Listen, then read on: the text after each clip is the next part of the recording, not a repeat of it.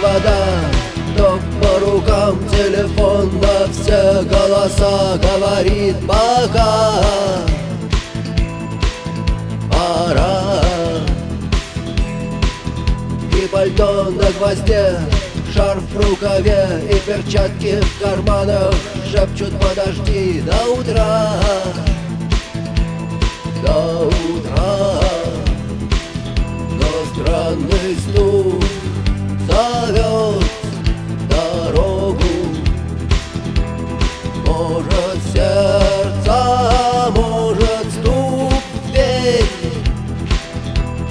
И когда я обернусь на пороге, я скажу одно лишь слово: верь.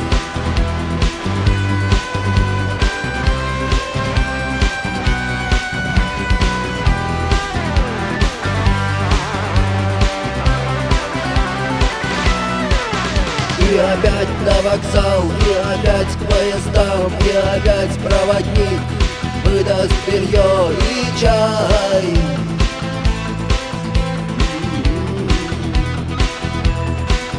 И опять не усну, и опять сквозь грохот колес мне послышится слово: прощай. Но странный стук зовет дорогу.